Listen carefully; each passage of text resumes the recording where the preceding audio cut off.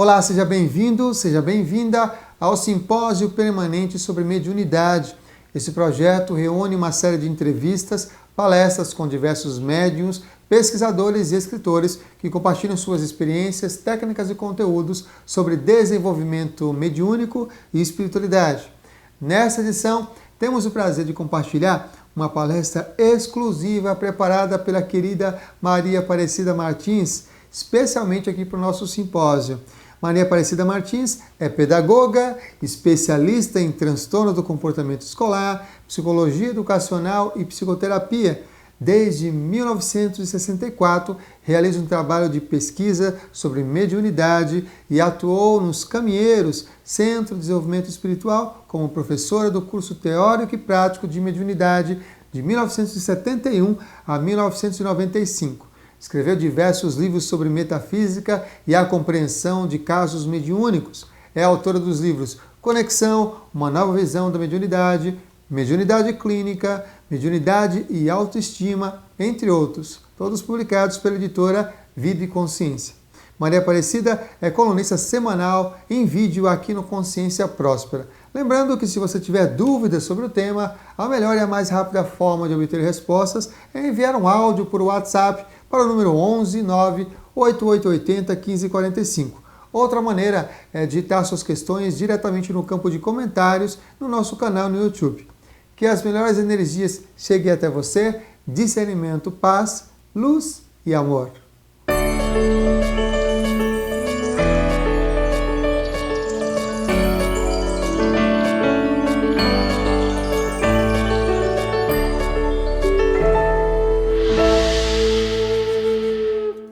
Olá, amigos! Hoje nós vamos falar do conceito de mediunidade. Muitos de vocês já me conhecem, eu sou Maria Aparecida Martins, eu sou professora de profissão, gosto de ensinar e o que eu gosto mais de ensinar? Eu gosto mais de falar de mediunidade, né? E a gente foi caminhando com essa mediunidade durante a vida toda e foi aprofundando o conhecimento e foi aprofundando e aí a gente começa a conceituar a mediunidade desde lá de trás. Eu fui repartindo esses conceitos, essas pesquisas, essas falas nos livros, né? Esse aqui é o primeiro da série. Então você tem o Conexão, que é a conexão mediúnica. Depois a gente tem a mediunidade e autoestima, porque médium sem autoestima é esponja, mas só é esponja o que não tem autoestima. O que tem, tudo certo, ele comanda, ele controla. E depois a gente chega no conceito de mediunidade clínica, né? Então eles vão contando um pouco do meu trabalho, um pouco da minha história e um pouco dessa conceituação. Porque você sabe, a gente fala de mediunidade clínica, mas mediunidade é velho como o mundo.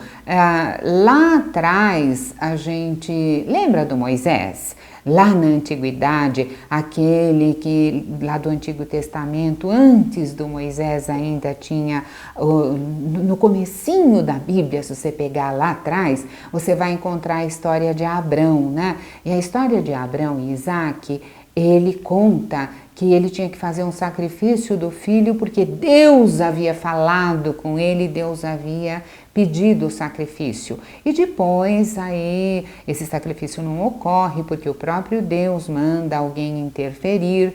Então essa relação do homem com o divino, isto pode ser visto através da mediunidade.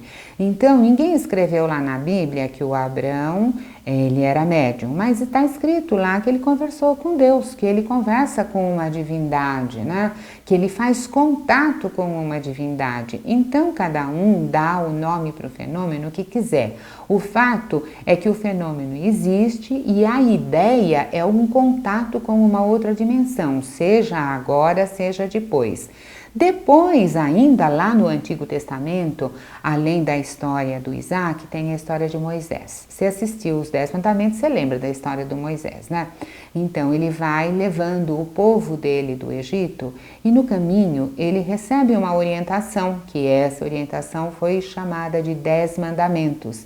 E de quem ele recebe essa comunicação? da divindade, de Deus, do sagrado, do Pai do Céu, o nome que você quiser. Mas, de novo, você está fazendo uma religação, ele está falando com o Criador e então ele tem um fenômeno mediúnico, que não está escrito assim, mas está narrado o fenômeno lá para quem quiser ler. Não estou inventando nada, é só você pesquisar que está lá. E no Novo Testamento? Nesse caminhar, lá no Novo Testamento, então nós temos a anunciação de Jesus. Lembra agora, na época do Natal, você vê lá no presépio, né? E o presépio antes do dia 25, ele está vazio. E depois do dia 25, o nascimento de Jesus. Tá, e a gestação de Jesus? E a mãe de Jesus? E o pai de Jesus? Então essa história do Natal começa um pouco lá atrás, na anunciação, quando o anjo anuncia a Maria que ela havia de ter um filho, né? E que esse filho ia ser muito importante, e ele fala lá com ela, olha, se Maria fosse nos nossos consultórios de psiquiatria, ela ia ser tida como louca, não é? Ela está falando com anjos, isso não existe na psiquiatria formal. Mas a gente conhece muito psiquiatra que, sabe, já evoluiu no conceito também e já entende de uma outra forma. Então, a anunciação de Jesus é um fenômeno mediúnico, no meu entender, porque ela vê um anjo, ela ouve o anjo. Então, além de vidente, ela também ouvia, era clara e audiente também, não é? Então, ela ouvia esta fala, está tudo relatado lá. Vem a vida de Jesus, tudo, Jesus morre, depois, lembra da Páscoa, o que a gente comemora? A ressurreição. Aí muitas pessoas viram esse Jesus ressuscitado. De novo, eu tenho evidência de uma forma diferente no relato, mas o fenômeno era ver. Então, havia lá sempre aquilo que nos remete ao fenômeno mediúnico, né? Olha, Aparecida, você está falando umas coisas lá tão antigas que a gente nem sabe se existiu ou não. É verdade, mas a documentação que tem aí diz que existiu. Mas vindo mais para perto, você lembra de Nossa Senhora de Fátima e a visão que os 3 pastores têm? E isso já é uma coisa bem próxima de nós, bem aqui, né, de alguns séculos atrás. E aí você tem aquela visão de novo, e aí o fenômeno é mais expansivo. Não é a visão de um pastor, é a visão dos 3 pastores. Então eles têm uma visão, um fenômeno conjunto, ou será que foi uma materialização? Então fica aí para pesquisa, olhar, ver, mas o fenômeno existiu. Cada cultura, cada povo lê do seu jeito, lê da sua forma, tem a sua própria conceituação, o seu jeito de entender, mas o fenômeno está lá. Então, mediunidade é um fenômeno que sempre existiu, é uma qualidade do ser, é uma função que o ser tem, que existiu sempre e cada um foi visto de um jeito. E vindo bem para perto, então, no século XIX, Kardec aparece, estuda, lê e escreve e deixa o legado dele. Ele tem livros escritos, o Livro dos Espíritos, dos Médiuns, o livro, o Evangelho segundo o Espiritismo. Gente, ele escreveu bastante e eu acho que toda pessoa que se interessa pelo tema havia de ler os livros dele, principalmente o Livro dos Médiuns. Ele esgota o assunto, ele mostra como ele fez a pesquisa, quais são os fenômenos que surgem, né? E ainda ele deixa a gênese também para quem gosta da origem das coisas. Estamos falando de século XIX, agora é século XXI, então nós estamos bem perto, né? E você vai ver lá na fala do Kardec que ele relata as explicações que ele dá, ele relata a fala dos espíritos. Então ele interrogava, ele perguntava para o médium respondia e ele anotava. Depois ele juntou tudo isso e depois que ele juntou tudo isso ele fez o livro. E o Kardec, ele chamou de mediunidade a sensibilidade que você tem para fazer contato com os espíritos.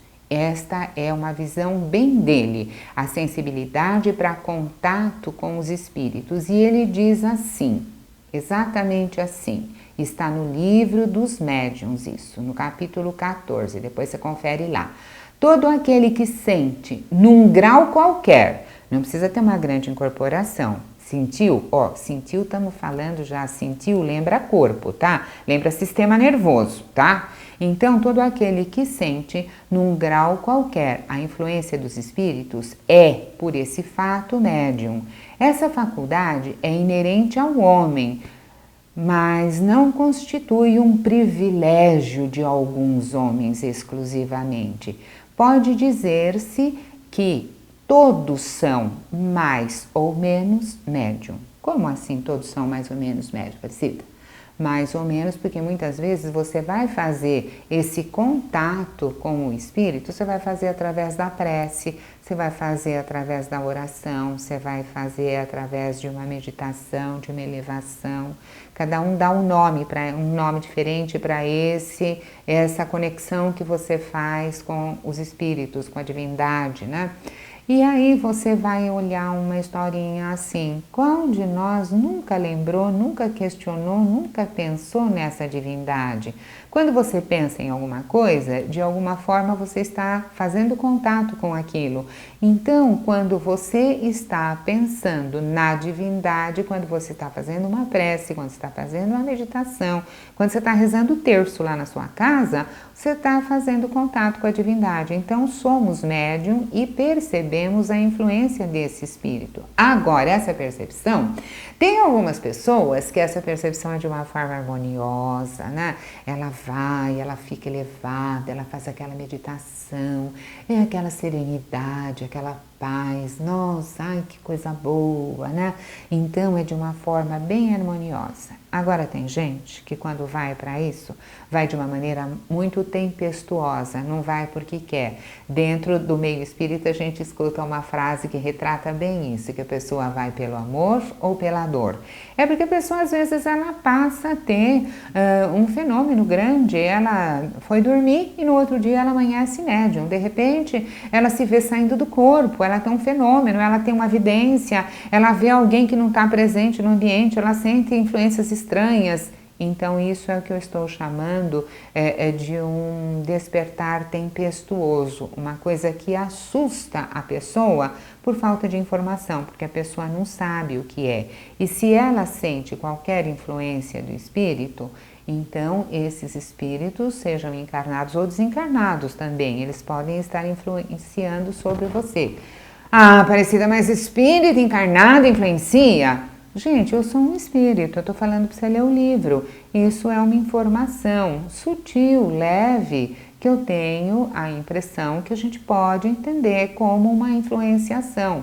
Então, o professor que fala, um discurso que você ouve, um livro que você lê e que modifica um pouco o teu comportamento, ele teve uma influência sobre você. Não interessa se ele é encarnado ou desencarnado. Quantas pessoas têm uma influência nesse tipo sobre você? Você vai ao médico e ele diz para você, olha, você tem uma doença assim, assim, assado, faça esse tratamento. Ele dá uma orientação e ele te influencia através daquele conhecimento e daquela orientação. Então, aí ele é um espírito, ele está encarnado e ele está influenciando. Então, você vai abrindo lá espaço para o seu conceito de mediunidade. E quando você diz que você sente num grau qualquer a influência dos espíritos, sentir lembra sistema nervoso, tá? Você sente sistema nervoso, você sente, olha, estou vendo. Eu estou vendo o quê? Ver é onda luminosa, ó. Estou vendo é uma onda luminosa. Eu estou ouvindo uma onda que está lá, que vem para você, auditiva. Ai, estou sentindo um arrepio. É tátil. Então, de repente, você está ali com o seu sistema nervoso todo atuando. E depois você vai interpretar isso que você viu, isso que você percebeu, isso que você sentiu. Então, para a interpretação, aí você já está usando o seu psiquismo. Quer dizer, você tem alguma coisa lá que diz, vem para você e você tem que decodificar aquilo, passa pelo seu psiquismo. Então, estudar esse psiquismo foi uma coisa importante na minha trajetória, porque se eu quero entender a divindade, é o meu psiquismo que está lá. Se eu quero rezar para a divindade, fazer um contato, o que eu quiser fazer, está lá. E tem o Deus está lá, no que não é lá é aqui, a gente sabe, lá é para exemplificar, uma força de expressão, não é? Mas eu tenho que decodificar, e quando eu capto alguma resposta, eu tenho que entender aquilo. Então, o Kardec, que era francês, que a gente estava falando ali atrás, né? Quando ele morreu, a psicologia não tinha o papel que tem hoje, porque ele morre e depois da morte dele é que aparece o Freud. 13 anos depois da morte de Kardec aparece o Freud. O Freud vai falar do inconsciente, que até então ninguém tinha falado. Ora, se o fenômeno mediúnico ele não está tão claro, tão visível, ele vem de algum lugar que não é a minha consciência, então vem do meu inconsciente, a ligação é feita no meu inconsciente. Você sabe como é que o espírito guia se aproxima de você? Você sabe que mecanismos ele usa para fazer aquela informação chegar até você? Você sabe só que a informação chega através do seu psiquismo. Ah, tá bom, então é isso. Então tenho que dar uma vasculhadinha nesse inconsciente. Então vai se estudar um pouco disso, né? E o Freud, enquanto ele faz aquela passagem dele e traz o estudo do inconsciente, ele não vai falar de mediunidade, mas ele deixa o estudo do inconsciente aí registrado para a gente estudar depois. Isso lá na Europa. Vindo aqui para a América, a gente vai encontrar um outro estudioso, William James. Ele era filósofo e ele era psicólogo. Esse tempo dessa gente que eu estou falando não tinha curso de psicologia como tem hoje. A pessoa ia lá para a universidade, ela estudava, ela era médico e depois ela ia fazer outras coisas. Ou ela é filósofo e depois ela ia... A psicologia foi aparecendo nesse meio. Então, aqui na América, nós tivemos William James. Depois você procura lá ler uma coisa sobre ele, é muito interessante. Ele estuda o fenômeno mediúnico e ele estuda durante 20 anos o fenômeno mediúnico. E ele faz uma referência com esse termo, mediunidade. Muita gente diz para mim assim, olha, Aparecida, você fala assim, você não precisava falar mediunidade, né? Que mediunidade é coisa de gente analfabeta, é coisa de gente ignorante. Você fala assim que é uma sensibilidade maior.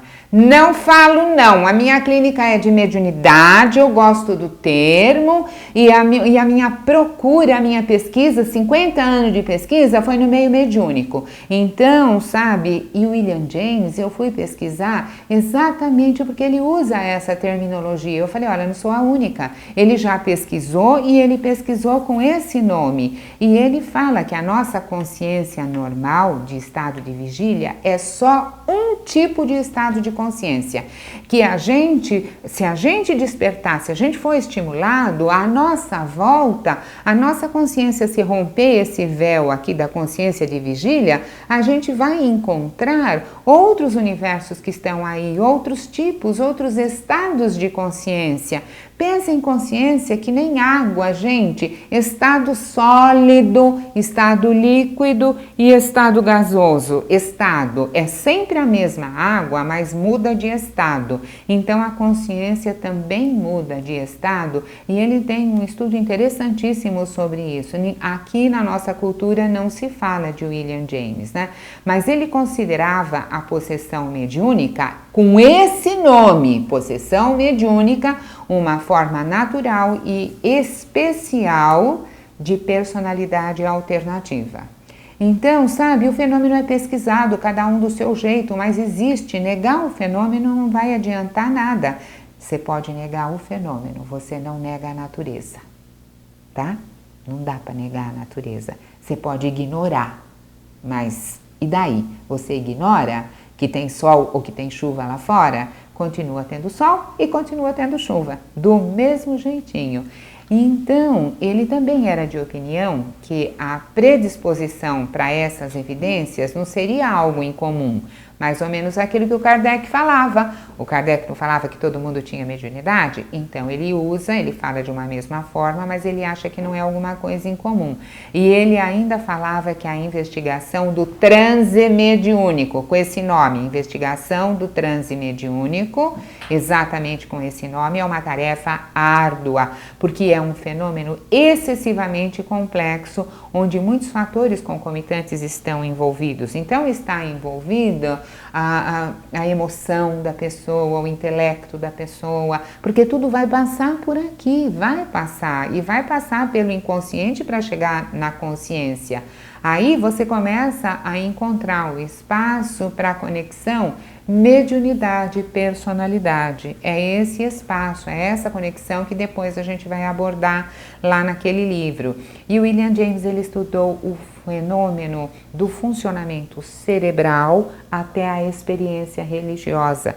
Então, esse meandro aqui ficou estudado, né? E ele estudava isso, gente, ele era professor de filosofia e de psicologia na Universidade de Harvard, tá bom para você? Então, é uma coisa meio por aí. E ele pesquisa o fenômeno da manifestação mediúnica por mais de 20 anos e ele falece em 1910. Quando ele falece, ainda a gente não tinha um ramo da psicologia chamado psicologia transpessoal. Ela vai surgir depois. Mas na época em que William James viveu aqui na América, a gente tinha o Jung vivendo na Europa. E se você for estudar também a história do Jung, se você ler o livro dele, Memórias, Sonhos e Reflexões, esse livro é um livro fácil de ler, porque o Jung ele tem uma linguagem difícil, bem específica, né? Mas esse livro não, esse livro é fácil, esse livro ele conta as memórias dele, e lá nas memórias dele ele escreve para quem quiser ler sobre aparições. Ele conta que ele tinha premonições, ele conta que a mãe dele tinha assim lá umas coisas que na descrição daquilo que ela tinha era um transe mediúnico no meio da casa. E você imagina, ele vem de uma família onde eles são religiosos, mas eles são religiosos protestantes, não é? Os tios, o pai dele era pastor, ele vem de uma família de pastores, e então tem uma mãe que tinha os fenômenos, ela vai até parar no hospital, né? Então, ele vai olhar para a religião de uma forma através da psicologia também, e ele vai olhar com a sensibilidade que ele tinha, né? Então, ele tem estudos profundos sobre o religar, de religião, de religiosidade. Religião quer dizer religar, tá? Vem do religare. Religar, eu vou me ligar de novo à essência. Então, ele tem estudos sobre esses religares, estudos profundos sobre o inconsciente, e ele teve experimentações de premonição. E grande parte dos estudos dele foram dedicados ao fenômeno religioso. Então, ele não escreve sobre mediunidade propriamente dito, mas ele cita os fenômenos que ele viveu. Também por isso talvez a gente não estude Jung na universidade, né? Porque eles entendem que no fim da vida, ele estava meio louco falando de umas coisas que não existem. Não, antes da gente emitir uma opinião, a gente precisa estudar, tá? Se não for estudar, sabe, é preconceito. Então, dentro da psicologia, dentro dos meios acadêmicos, a gente ainda tem muito preconceito, sim. E aí ele veio dessa tradição protestante, mas ele tenta compreender esses fenômenos religiosos através da linha da psicologia, do viés da psicologia, principalmente destacando a influência do inconsciente, aquele inconsciente que o Freud já tinha falado lá atrás, tá?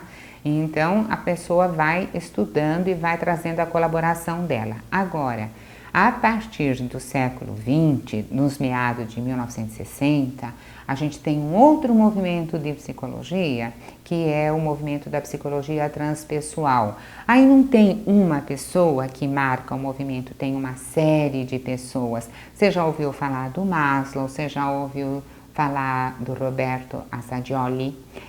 Ele era um psiquiatra que ele fala do despertar da espiritualidade. Então, o pessoal vai começando a entender que espiritualidade não é coisa, fantasia de ninguém. Espiritualidade é uma dimensão do ser, né?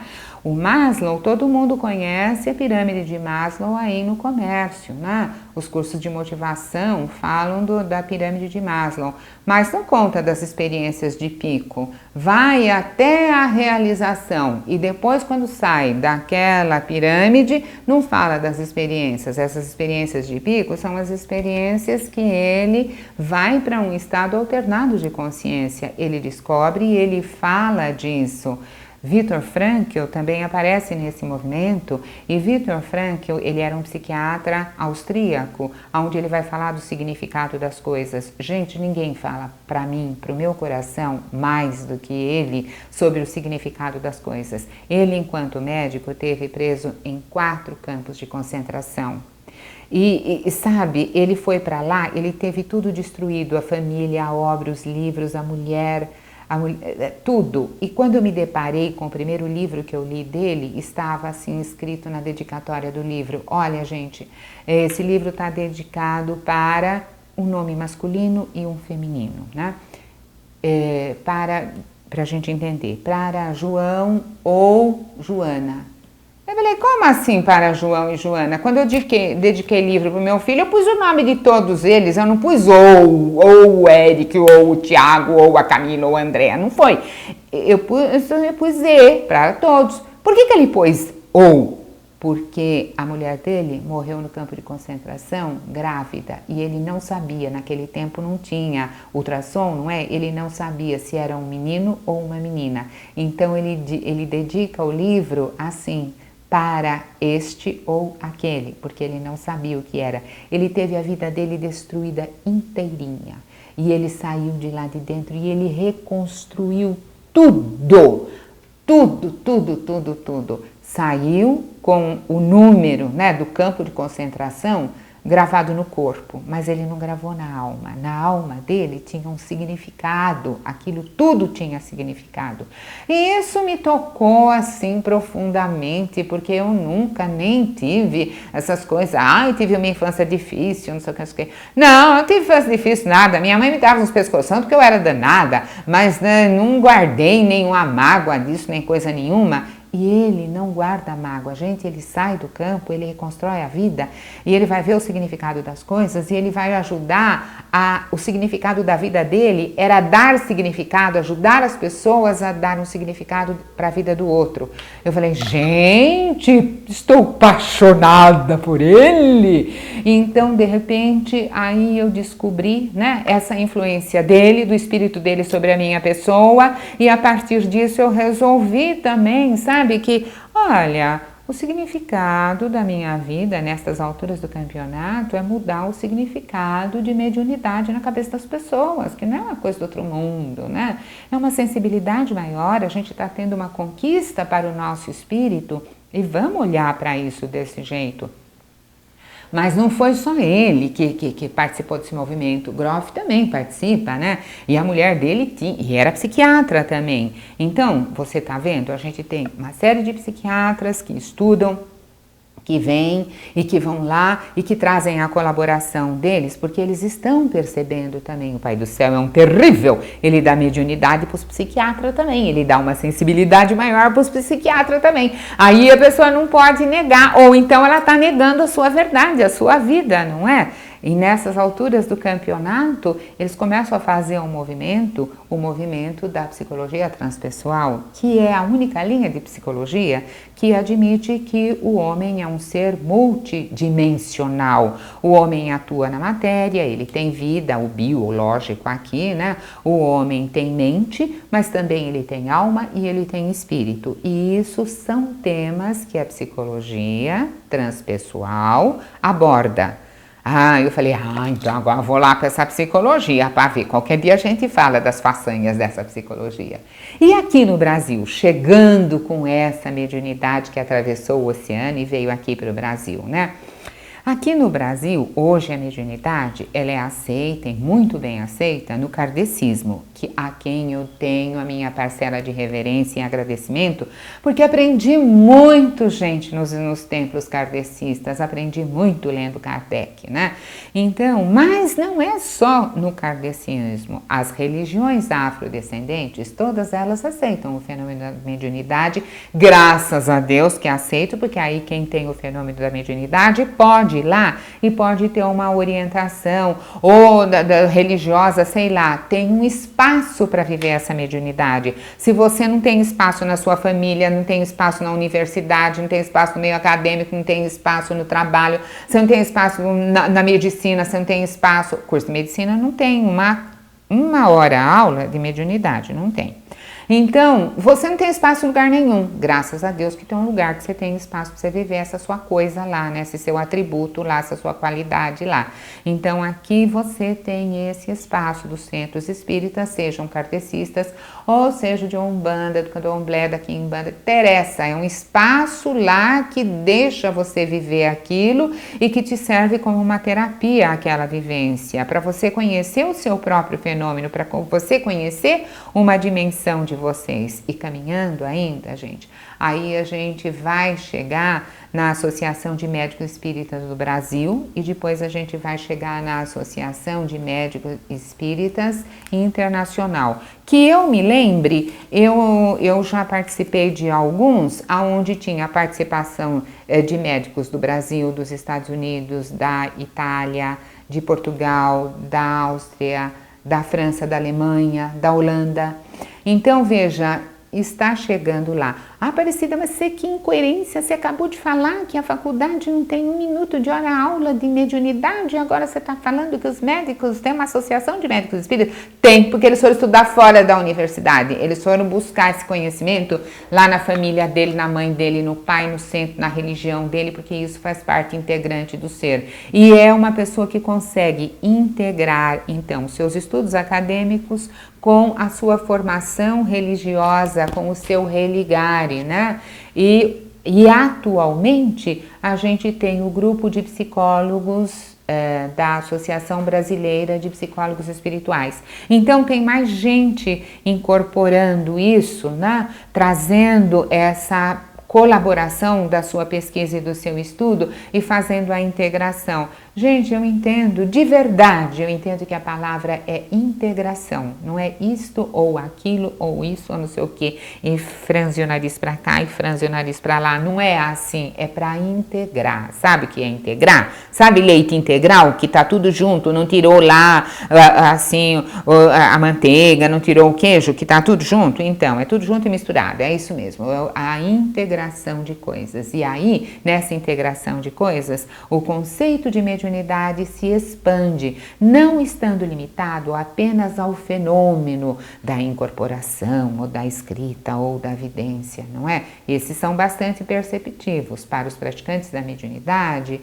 pode estar presente, a mediunidade pode estar presente em qualquer atividade, tá? Uma aula pode ser inspirada e a inspiração, ela pode acontecer em qualquer ramo da atividade humana. Olha, ela pode ser uma inspiração artística, quem pintou o quadro lá, ele devia ter altamente inspirado, né? A inspiração científica. Ninguém, sabe, antes do SEIB não tinha vacina para a criançada e a criançada ficava tudo doentinho e perdia o movimento, né? Ele fez, pesquisou, mas da onde vem isso? De lá de dentro dele, ele sentiu vontade de procurar, é uma inspiração. E quem me garante que ele não recebeu uma ajuda para isso, não é? Exatamente como o xamã recebe ajuda lá na floresta, o Sabin recebe ajuda lá na pesquisa dele. Ai, Aparecida, que comparação mais estapafúrdia! Não, também. Inspiração é para todo mundo, cada um na sua área. Aí para você fazer pão doce lá em casa, seu bolinho Natal, você pode ser inspirada a botar mais um pouquinho disso, um pouquinho daquilo, e você cria uma receita nova. No seu trabalho você pode ser inspirado, na sua aula. Uma vez o mentor mandou um recado para mim, né? Que na aula ele queria se aproximar e me inspirar, e eu não deixava, eu ficava pregada na minha apostila, né? Então, Aparecida, a gente quer falar com você, você não deixa, você fica lá com aqueles papéis na mão.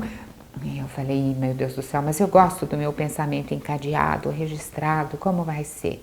Ó, vamos fazer um trato? Então você não me inspira na aula, você me inspira lá em casa enquanto eu preparo a minha lição? Tá bom! Então, o meu transe é na minha biblioteca, quando eu vou preparar a minha aula, quando eu vou fazer as minhas coisas. E aí as pessoas falam assim pra mim, ai, mas por que você se prende àquele papel? Você sabe mais do que o papel. O papel foi debaixo da inspiração, eu gosto, é assim que é. Inspiração é para qualquer coisa da sua vida, para você educar seu filho, inclusive, que às vezes é mal criado na escola. Então, inspiração é uma coisa que tá para tudo, né? E se inclui, aí os estudiosos o que disse, que essa inspiração inclui-se também em ocorrências menores, de vagas sensações, né? Gente, é pro dia a dia, tá? Tá lá. Então, e você atenta que o boletim da Academia Paulista de Psicologia cita o transe mediúnico, e quando ele fala do transe mediúnico, ele fala que no transe mediúnico existem estados emocionais e pensamentos obsessivos. Ora, quando você fala em estados emocionais, pensamento e pensamento obsessivo, você está falando de temas da psicologia. Está entendendo por que tudo é junto? Por que tudo é integrado? Então, outros conceitos encontrados na literatura espírita giram em torno do mundo dos espíritos, né? Gente, espíritos somos todos, encarnados ou desencarnados. Os que estão encarnados, eu, você, nós estamos aqui, estamos vivendo aqui, estamos encarnados. E os desencarnados, eles só não têm essa dimensão física, corpórea, mas eles têm uma dimensão psíquica. E quando você estuda o dinamismo psíquico, você não está estudando só o seu dinamismo psíquico para quem é encarnado, você está estudando para o desencarnado também. Ah, aí a coisa fica boa. Aí quando você está atendendo o seu cliente lá no seu consultório, aí você fala assim, nossa, olha, eu estou atuando no psiquismo do outro lado também, deixa eu ficar mais atenta nisso, deixa eu botar mais atenção nisso. E aí você vai crescendo lá na sua pesquisa, né? Então, você vai aumentando esse conceito de mediunidade como uma capacidade natural de nós percebermos também, além do mundo dos espíritos, da energia que nos rodeia. Então, olha, é a minha ligação com o divino, é a minha ligação com os espíritos, é a minha ligação com o universo energético que me rodeia. Você percebe como foi ampliando, né? E lembrando que matéria e energia, elas são consideradas, a partir do Einstein, duas faces da mesma moeda.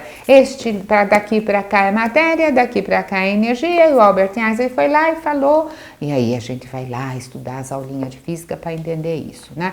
E essa conceituação de mediunidade vai alargando o próprio território da mediunidade. E a ideia de mediunidade clínica, que é essa conceituação, o caminho que as coisas chegaram para chegar até aqui, me agrada muito, é uma coisa que me deixa assim lá no meu coração muito empolgadinha, porque eu escolhi trabalhar no modelo clínico, é uma escolha minha. Eu fui aprender 1000 coisas no centro, eu fui aprender 1000 coisas lá na Umbanda, eu fui aprender 1000 coisas na universidade e eu integrei estas coisas. E para eu conversar com o mentor, é verdade que eu não acendo a vela não estou menosprezando, tá? Eu não estou de vela acesa aqui, mas eu não acendo a vela porque existe uma outra forma de eu fazer a ligação. E para quem não descobriu a outra forma que acende a vela, acenda de todas as cores, a que você gostar, a que você quiser. Use o seu ritual como um meio de fazer uma ligação com o sagrado, um meio de fazer a ligação com o divino. Aí eu resolvi que o meu meio de fazer a ligação com o divino era o meu trabalho. Eu achei que foi o lugar melhor que eu encontrei para lidar com isso. Então eu elegi a minha clínica, o meu centro de estudo, o meu centro de ligação com o divino é o meu cliente, o divino é o meu aluno, o divino é o meu curso. Eu fui trazendo o divino para o meu dia a dia, sabe? E Aparecida está começando a ficar, você está, né, meio que obsessiva. Não, eu estou compulsiva, já passou todas as medidas. Mas eu imagino assim, que eu e Pai do Céu fazemos uma grande dupla. Por que eu vou trabalhar sozinha se eu posso fazer uma grande dupla com ele? Então, essa ideia do trabalho clínico me empolga. É um modelo de trabalho novo? É um modelo de trabalho mediúnico novo, sim. E tem muitos casos. Qualquer dia a gente conta os casos que a gente atende. Hoje eu queria situar para você esse trabalho como é, né? Então, quando nós fizemos uma década de aniversário, eu estava entusiasmada com isso. Eu arrumei um selo comemorativo oficial da República do Brasil, em edição limitada, para marcar o trabalho de mediunidade clínica. Gente, eu trabalho com muito entusiasmo. Eu quero, encerrando aqui agora, deixar para você um abraço grande e dizer assim, que fazer uma grande dupla com o Pai do Céu não é privilégio meu. Eu e Pai do Céu fazemos uma grande dupla, você e Pai do Céu faz uma grande dupla também. Quero que você tenha um bom fim de tarde e até uma nossa próxima oportunidade. Abraço grande para você. Até lá.